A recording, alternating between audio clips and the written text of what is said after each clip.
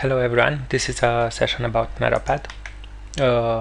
So this session will show some improvements that you may enjoy them.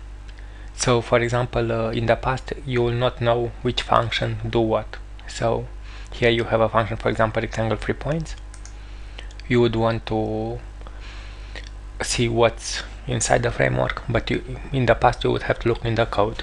So here I'll put my values. So let's say it will be the second point that defines the rectangle on 10, and the third point it will be like 10 10. So the drawing will be like this: 1 2 3, and those 3 points will make a rectangle like this. Let's add it and let's see the result. Yes, it works as intended. This code, as we know, it works like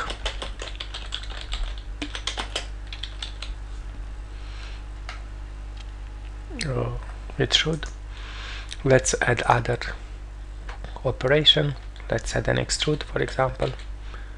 As you see, it will bring the all shapes that we defined.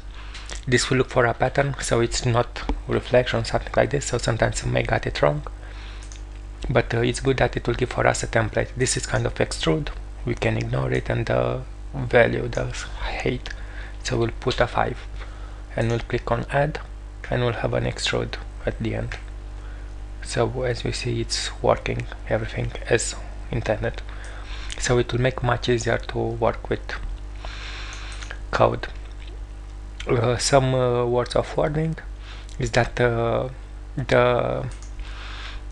example, when you will add a line, the line is fairly difficult to work with, and you'll see why.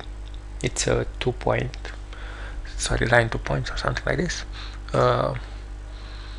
You see that there is a sketch reference, and it depends on the shape. Sometimes it can be axis, but I will handle just those two cases. But if the shape, it's a sketch shape and have axis, for example, it's not well handled, but at least let's see how it will look. Let's pick 15 on x-axis and 15 on y-axis, and we'll click on add to be added.